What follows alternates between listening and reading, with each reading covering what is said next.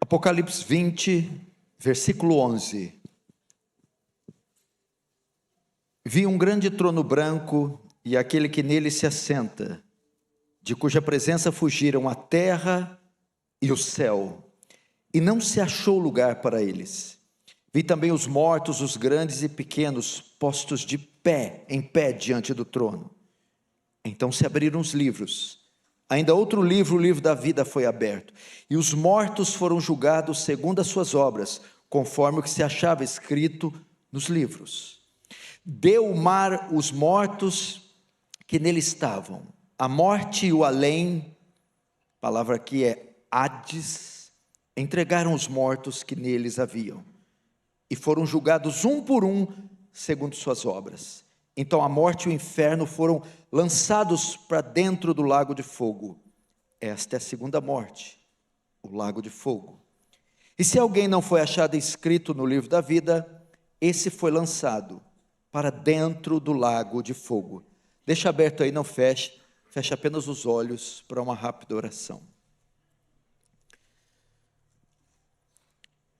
Pai Santo, diante de Ti nos achegamos mais uma vez, mais uma noite, carentes da misericórdia e da graça divina, porque a parte da graça do Senhor, nada podemos. Senhor, precisamos da ação poderosa do Espírito Santo, salvando, convencendo, convertendo. Estamos cansados de retórica, Senhor, palestras. Necessitamos de demonstração do poder e do Espírito Santo, para que a glória seja sua e de mais ninguém. Em nome de Jesus te pedimos. Amém.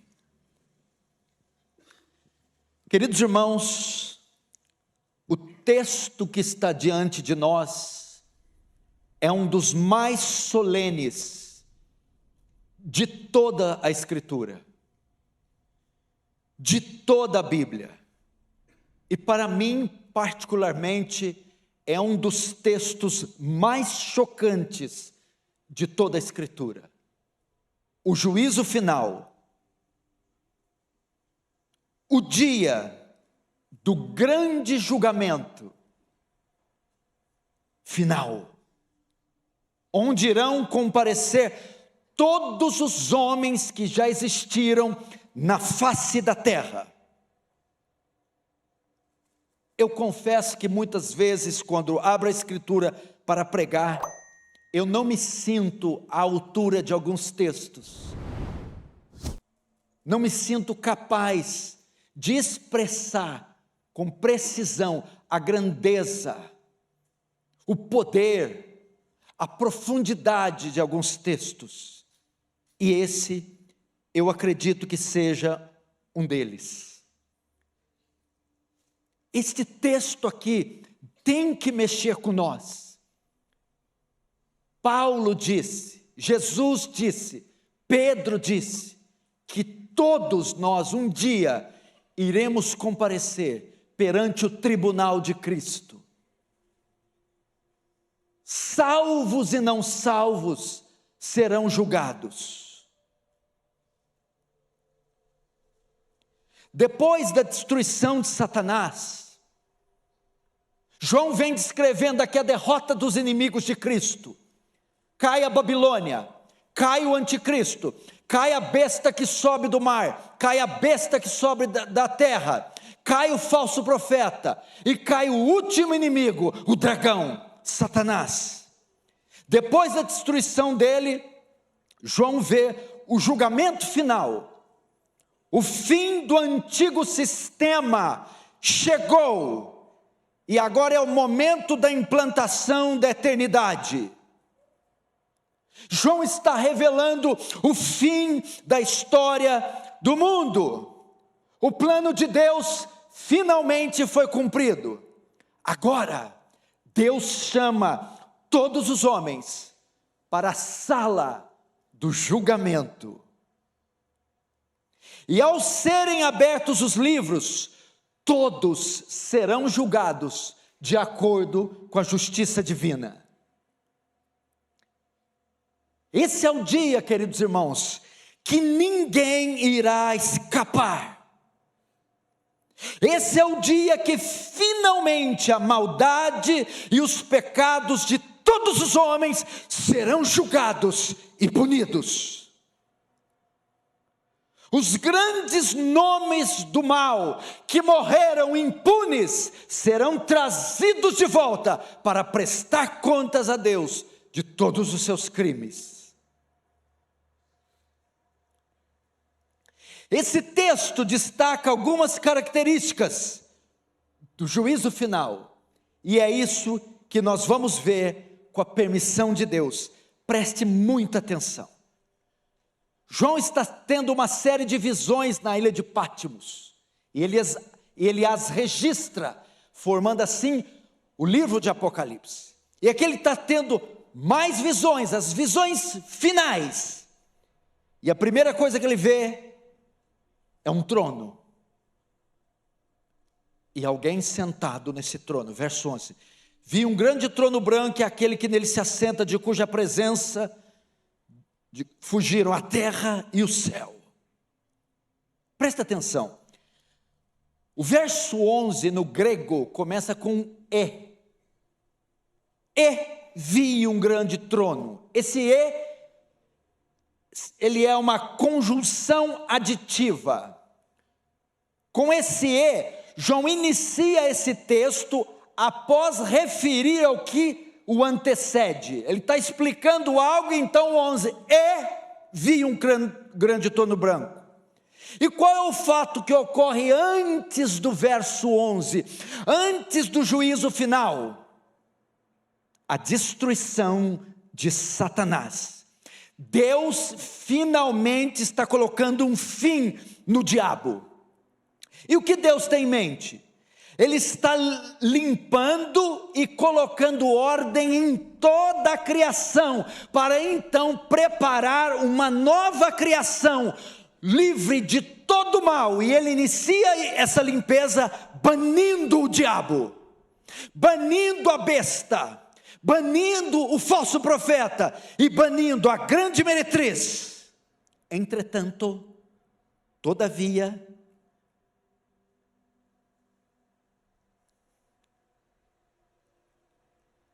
ele prossegue. O mundo ainda não está completamente limpo do mal. Então ele prossegue no verso 11, a limpeza do cosmos. E agora, ele vai banir, julgar, destruir seu outro inimigo, e talvez o maior deles, o homem. E ele vai banir o homem, limpar e purificar o universo, enviando-o ao inferno.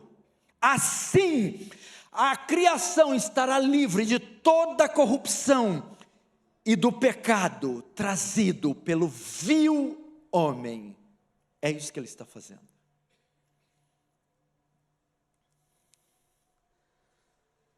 João volta os seus olhos para o céu, e o texto diz, e vi um trono. Veja só, João tem a visão de um trono, mas o trono que ele vê não é um trono de um rei, não é um trono de um monarca, é o trono de um juiz, é o trono do julgamento. Paulo menciona ele em Romanos 14:10, pois todos compareceremos perante ao trono do julgamento de Deus. Presta atenção, irmãos, o que João está vendo aqui não é um trono de misericórdia, como de Hebreus 4, acheguemos juntamente ao trono a fim de receber graça e misericórdia. Esse não é o trono de misericórdia, esse tempo passou. Este é claramente o trono do julgamento final, que decide o destino eterno dos homens. É isso que João está vendo. Agora João destaca algumas características desse trono. O texto diz, que ele é grande e branco. Quando João diz grande, ele destaca as dimensões desse trono. A palavra grande aqui no grego é megas, da onde vem o termo mega, da ideia de absurdamente grande. João quer dar a ideia de grandeza, majestade e glórias em dimensões inimagináveis. É um trono, é um termo para indicar que é algo maior que a vida, maior que os anjos, maior que os arcanjos, maior que tudo que ele já viu. Não há ninguém maior que ele em todo o universo. Todos os poderosos e tronos que já existiram diante desse trono são como insetos. Mas ele não vê só as dimensões, mas vê também uma qualidade. O trono é branco, traz a ideia de pureza, santidade, absoluta isenção de falha, absoluta isenção de pecado. Mas tem uma ideia ainda maior. Essa brancura fala da justiça divina. Significa que nesse julgamento não haverá suborno. É impossível corromper esse juiz. Ele julgará na mais reta justiça. Ele julgará os homens com a mais elevada e perfeita justiça. Ninguém ficará impune. Agora, quem está sentado nesse trono? João percebe que esse trono não está vazio. O texto diz: vi um grande trono branco e aquele que nele se assenta. João recusa nomeá-lo. Ele só diz: é aquele que nele se assenta. Deus é maravilhoso demais para ser descrito em termos humanos. Sem dúvida, o que João tem em mente aqui é o ancião de dias citado em Daniel 7. Mas aqui aponta para outra coisa. O fato de não haver citação de Deus significa que acabou a revelação de Deus aos homens. Eles tatearão na escuridão. Não há mais revelação de Deus para o homem. Não há mais misericórdia. Não há mais perdão. Não há mais chance alguma. Aquele que esteve por anos como Salvador, Redentor, advogado, agora é juiz. Daniel 7,9 diz: continuei olhando até que foram postos uns tronos, e o ancião de dias se assentou. Sua veste era branca como a neve, os cabelos da cabeça como pura lã. O seu trono era chamas de fogo, e suas rodas eram fogo ardente. E um rio de fogo manava e saía diante dele. Milhares de milhares o serviam, miríades de miríades estavam diante dele. E assentou-se o tribunal. É isso que João está vendo, esse dia terrível. Esse trono, ele é tão grande, tão glorioso. Aquele que está sentado é tão estrondoso. E a justiça que emana, que brilha, a santidade é tão gloriosa, que até a criação sentirá o impacto desse trono. O texto diz, no verso 11: vi um grande trono branco, de cuja presença fugiram a terra e o céu, e não se achou lugar para eles. Presta atenção, é um ato tão solene esse julgamento, é um momento tão grandioso, tão esplêndido, que a criação vai fugir, vai se dissolver diante deste julgamento. No capítulo 4 também há uma descrição de um trono. João vê uma porta aberta no céu e um trono. No 4, João vê um arco-íris junto ao trono, que é símbolo da aliança. Aqui não, ele não vê um arco-íris. Acabou a aliança, fugiu. João no 4 vê trovões, são alertas de Deus chamando os homens ao arrependimento. Aqui não há trovões, acabaram-se os alertas. No 4, João vê 7 tochas de fogo junto ao trono, o Espírito Santo como consolador e advogado. Aqui não há consolador. João vê um mar de vidro no capítulo 4, que ficava, dá a ideia da pia ou do altar de sacrifício, redenção, expiação, salvação. Aqui ele não vê o mar de vidro. E Isaías e João, quando vê esse trono, eles veem querubins, serafins, anjos e arcanjos cantando: santo, santo, santo. Mas aqui João não vê nada senão o trono. Até os serafins farão uma pausa no seu canto e serão tirados para o último ato da peça.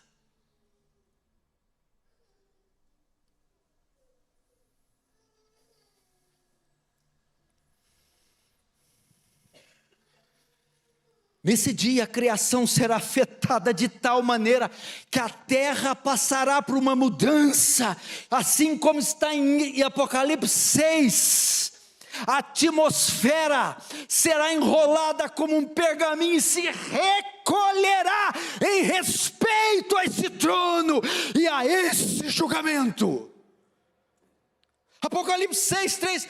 As estrelas do céu, as estrelas caíram do céu, como a figueira quando abalada por vento forte, deixa cair seus figos verdes. E o céu recolheu-se como um pergaminho quando se enrolam. Então todos os montes e ilhas foram movidos do seu lugar.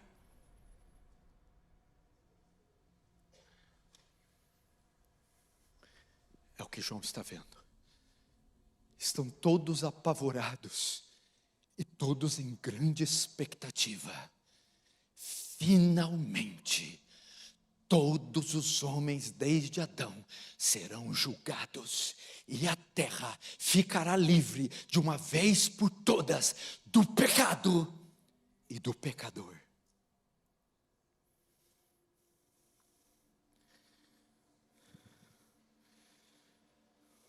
Salmo 75:2 diz: quando chegar o tempo determinado, julgarei retamente. Verso 3: dissolve-se a terra e todos os seus moradores. Eu vou te dar uma ilustração para você ter uma ideia. É como se houvesse a sala do julgamento, a sala, e de um lado da sala, de um lado da entrada, os pecadores estivessem entrando para ser julgados, e de outro, enquanto os pecadores estão entrando, a criação, a terra foge desse julgamento. Enquanto eles entram para ser julgados, a criação do outro lado escapa, buscando segurança.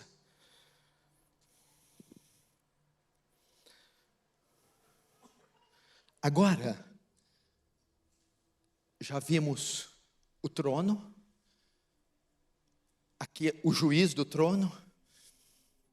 Agora vamos ver os réus do trono. Quem estará diante desse trono? Verso 12: vi também os mortos, os grandes e os pequenos, postos em pé diante do trono. Então se abriram os livros, ainda outro que é o livro da vida foi aberto. E os mortos foram julgados segundo as suas obras, conforme o que se achava escrito nesse livro. Presta atenção, tem algo aqui. Esse julgamento está ocorrendo depois da ressurreição final, após a segunda vinda de Cristo. Ok? João prossegue dizendo que viu além do trono outras coisas. Ele tira agora seus olhos do trono, do ancião de dias, e bota os seus olhos nos homens. Ele diz que viu outra coisa. Viu o quê? Vi também os mortos. No grego aqui, necros. Eu vi necros. Não há ninguém vivo aqui. Os santos já estão nos céus arrebatados com o Senhor. Tudo que João vê são mortos, necros. João viu Adolf Hitler, Joseph Stalin, Benito Mussolini. João viu estupradores, assassinos, mentirosos, adúlteros. João viu pagãos, blasfemos. Provavelmente João viu algum dos nossos. Viu Nabucodonosor. E note, eles não estão vestidos de roupas brancas de linho. Eles não estão vestidos da justiça divina. Não é um julgamento para galardão. Todos os mortos de todos os tempos, não importa como morreram, estarão lá. Todos aparecerão diante do juiz de toda a terra. Eles ressuscitarão para receber uma sentença de condenação. Quando o texto diz pequenos e grandes, pobres e ricos, todos os seres humanos passarão diante do justo juiz.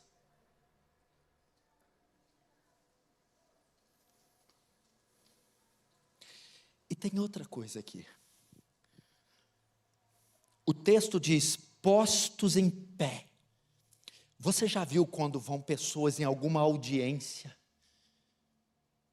Quando é um jovem fedelho, ou quando estão diante de uma autoridade, de um diretor de escola, de um reitor, de um professor, ou quando vem ao culto e eles querem mostrar deboche àquela autoridade, e eles se esborracham na cadeira, e se esnobam, e eles ficam acomodados.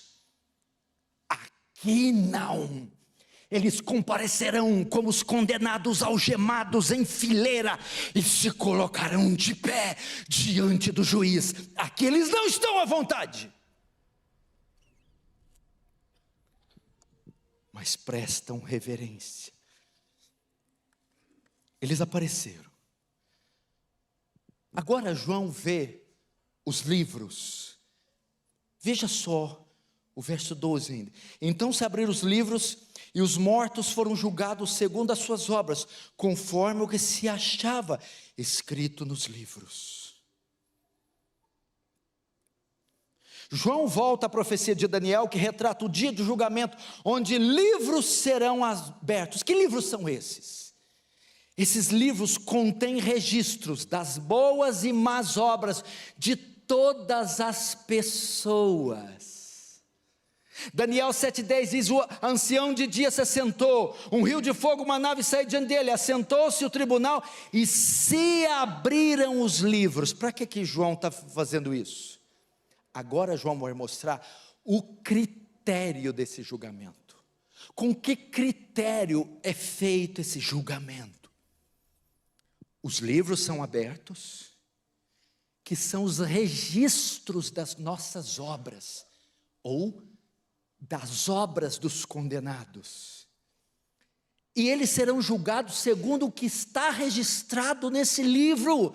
Todas as ações, intenções, palavras, pensamentos, omissões virão à luz e teremos que dar conta disso. Salmo 62:12, a ti, Senhor, pertence a graça, pois a cada um retribui segundo suas obras. Jeremias 17:10, eu, o Senhor, esquadrinho o coração e provo os pensamentos, para dar a cada um segundo o seu proceder. Romanos 2:5, mas segundo a tua dureza e coração impenitente, acumulas contra ti mesmo ira para o dia da ira e da revelação do justo juiz, que retribuirá a cada um segundo suas obras. Pastor, mas eu não estou entendendo. Se a salvação é por graça, por que ele está contando as obras aqui? Veja só, não são as obras, meu irmão, que são a causa da salvação ou da condenação. Elas são a consequência da condenação ou da salvação. Agora, por que está aqui? Porque o justo juiz, veja só, isso aqui, esses livros vão ser abertos para mostrar as obras. Eles não estão sendo condenados. As obras não estão aqui para condená-los. Os livros estão sendo abertos para eles saber por que foram condenados. Para eles terem consciência do porquê foram condenados. Essa é a ideia. E o texto diz, ainda abriu outro livro, o livro da vida. Uma pessoa é julgada e declarada absolvida com base no fato do seu nome estar ou não registrado no livro da vida. Não é por obras, é por graça. Ok? Você é salvo por graça. Agora, como você sabe que você foi salvo por graça? Eu tenho que ir no livro das obras. Me mostra a tua fé sem obras, que eu com as minhas obras mostrarei minha fé. Então veja só, o salvo tem que estar no livro da vida. E como eu sei que o salvo está no livro da vida? É quando eu olho o livro das obras. Se ele é salvo e diz que está no livro da vida, as obras, boas ou más, é que definirão isso. E é isso que João está vendo. João ainda vê que o julgamento é individual, verso 13, deu mar os mortos que dele estavam, a morte e o além, ou Hades, entregaram os mortos que neles havia, e foram julgados um por um, segundo suas obras. A morte e o além, presta atenção, o além aqui é o Hades. Que é o Hades? É uma palavra grega para inferno, é onde os pecadores ímpios estão agora, os mortos sem Cristo estão agora. A Bíblia diz que nesse julgamento aparecerão 3 oficiais em serviço do julgamento. O primeiro deles se apresenta, o mar, a morte e o terceiro o Hades. O que eles farão? Eles, nesse dia do julgamento, trarão os mortos, aqueles que pensaram que iam escapar, se suicidando, aqueles que pensaram que a morte iria livrá-los. Lembra de Adolf Hitler, um dos maiores assassinos que já pisou na terra, um facínora, foi responsável pela morte de 6 milhões de judeus. Quando ele viu que a guerra virou, e o exército vermelho estava invadindo Berlim, estava a poucos metros do bunker, ele se suicida com um tiro na cabeça, e pede para que os seus guardas queimem o corpo. Hitler achou que ia escapar da morte, com a morte, mas nesse dia, a morte escoltará Hitler até o tribunal. Aparecerá o mar, vai levar os mortos para o julgamento, a morte trará os mortos para o julgamento, e o inferno vomitará os homens para o julgamento. Ninguém vai escapar. A mando de Deus, esses 3 oficiais trarão os mortos. A terra, ao comando de Deus, está devolvendo os criminosos para serem julgados. Levítico 18, 25 diz, e a terra se contaminou, e eu visitei nela a sua iniquidade, e ela vomitou seus moradores.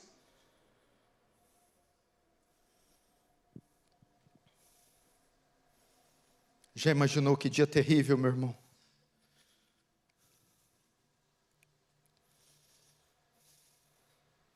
Todas aquelas figuras que você estudou, todos aqueles serial killers, todos aqueles loucos, megalomaníacos, desde os primórdios Nimrod, desde esses homens loucos, passando pelos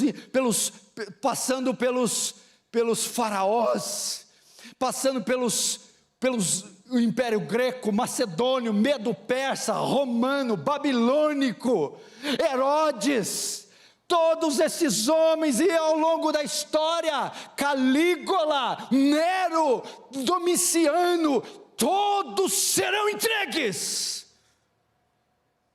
e a morte não salvará. A Bíblia diz também, no verso 13, que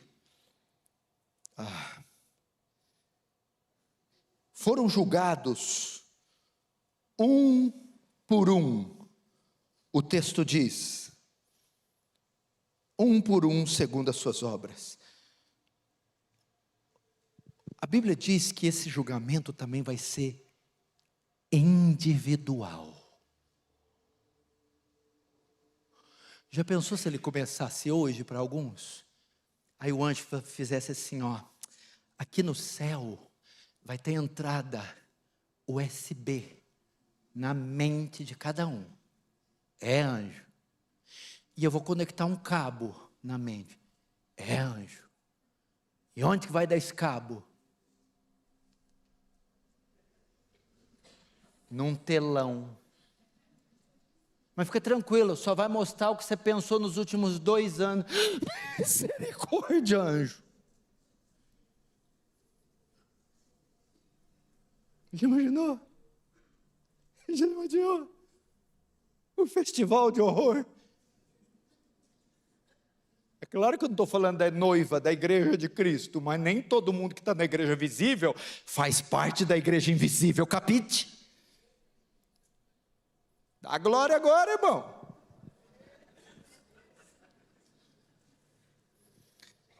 O julgamento será individual, porque vai haver graus de punição no inferno. Uma senhorazinha que costura crochê ímpia, linguaruda, não vai receber a mesma punição de um assassino. Mateus diz que um será ferido com mais açoites e outros com menos açoite. Graus de punição, não tenho tempo para falar isso hoje. Agora João vai, já indo para o final, João vai mostrar o resultado do julgamento. Verso 14. Então a morte e o inferno foram lançados para dentro do lago de fogo. Esta é a segunda morte. Agora João está vendo o quê? Finalmente será extinto o último inimigo que corrompeu a ordem da criação. Lembra que João diz, quando ele tem as visões e vê, falta ainda o último inimigo a ser derrotado. O pecado entrou, e com o pecado a morte e o inferno. Chegou a hora de Deus destruí-la. O texto diz que a morte e o inferno serão banidos da criação e lançados para dentro do lago de fogo. Finalmente a morte será morta. Finalmente a morte será aniquilada, destruída.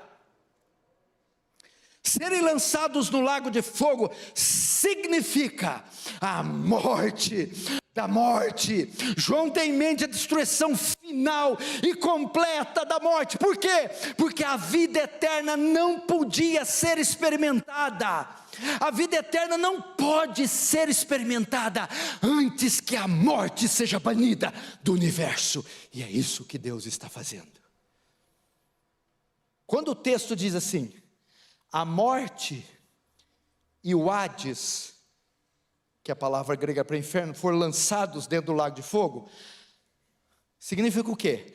A morte é um estado e o Hades um local. Tanto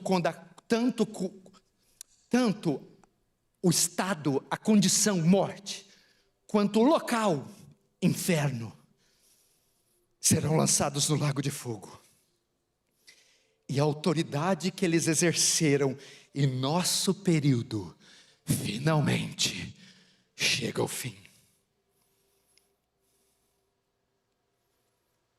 Mas agora que era para dar glória, ué. Irmão, isso são boas novas. João está dizendo, o Cordeiro venceu, a morte foi extinta, banida, aniquilada, agora deu lugar à vida, e vida eterna para sempre. Para sempre. Onde está a morte, a tua vitória? Onde está o pecado, a tua sua vitória.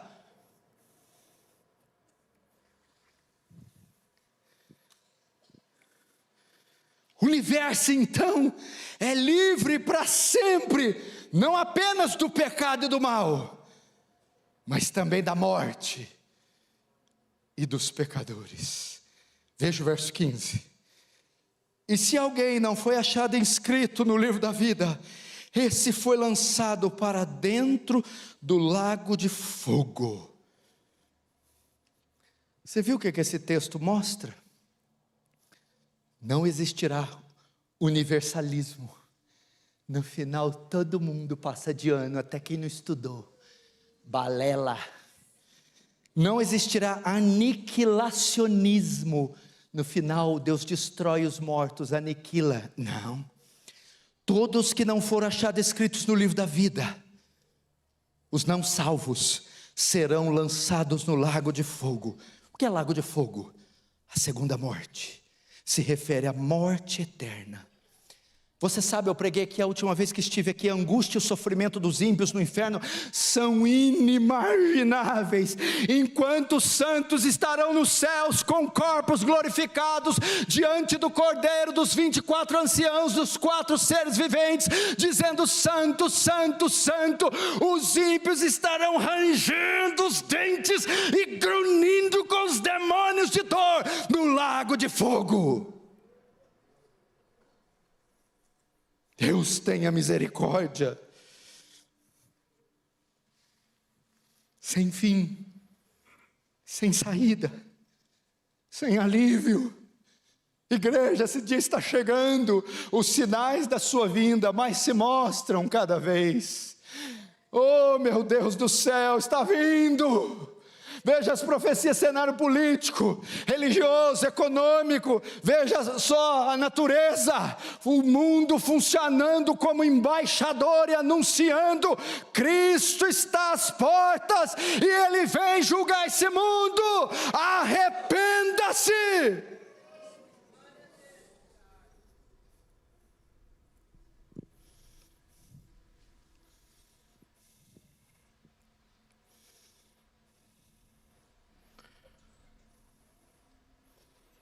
Como vencer isso? Como vencer isso, meu irmão?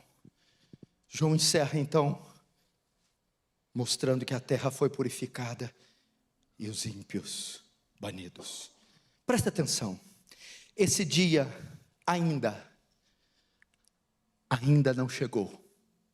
João está vendo o futuro, trono do julgamento.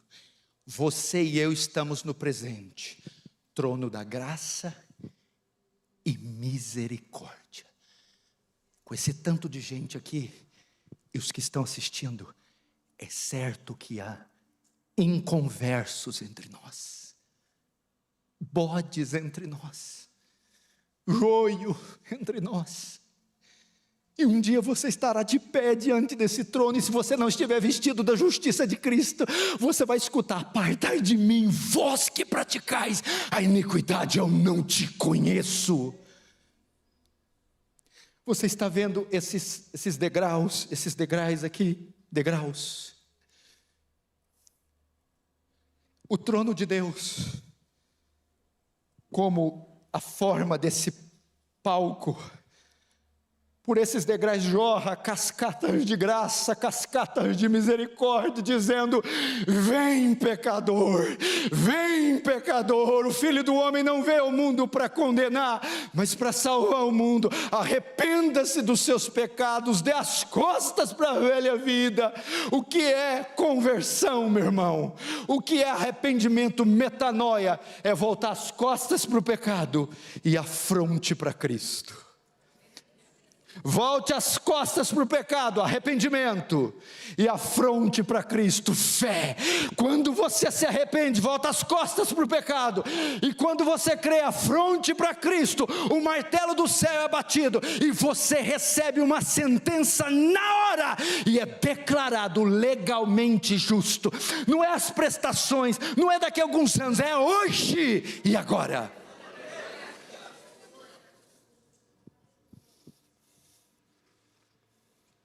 Eu quero encerrar dando a esperança para você que Paulo deu aos Coríntios.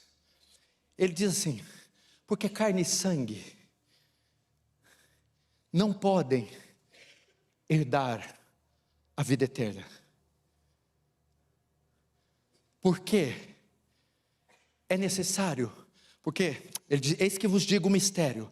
Na verdade, nem todos dormiremos, mas seremos transformados num abrir e fechar de olhos ante a última trombeta. A trombeta soará e os mortos ressuscitarão, e nós os vivos seremos transformados, porque é necessário que isso que é corruptível se revista da incorruptibilidade, e isso que é mortal se revista da imortalidade. E quando isso que é corruptível se revestir da incorruptibilidade, e isso que é mortal se revestir da imortalidade, cumprir-se-á a palavra que diz: tragada foi a morte na sua vitória. Onde está a morte, a sua vitória? Onde está o pecado, o teu aguilhão?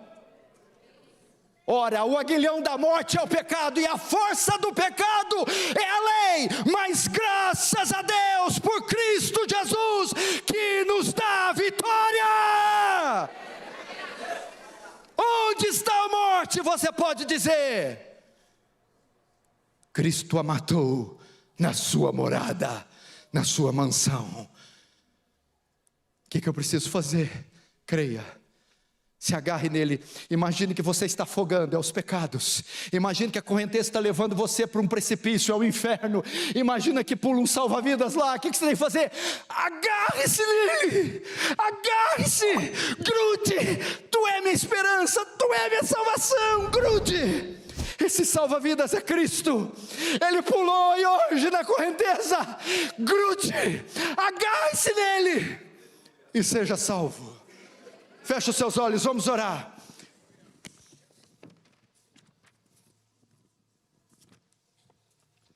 Feche os seus olhos, ore, por favor.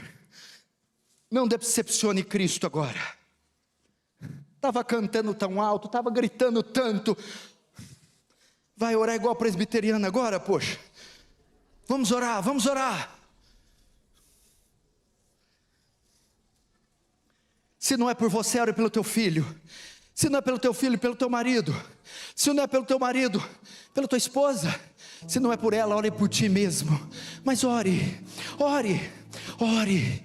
Ore como se fosse sua última noite, seu último dia, seu último culto. Ore como se essa trombeta fosse soar hoje. Ore, ore. Para aquele que não é salvo, diga: salva-me, salva-me, Jesus. Para aquele que tem um familiar que não é salvo, diga: salve-o, Jesus, salve-o. Para aquele que ama evangelismo e missões, diga: salva São Paulo, salva Zona Sul, Zona Leste, salva, Senhor, Barueri, Osasco, Guarulhos, salva o Brasil, salva Brasília, salva a classe política, empresarial, salva as crianças, salva os drogados, salva os ateus. Salva, vamos guerreiro, vamos valente, ore, ore, ore. Uma oração de avivamento, uma oração poderosa. Quanto tempo você não derrama lágrimas? Nossos olhos estão muito secos, meu Deus, nosso coração está frio, Senhor.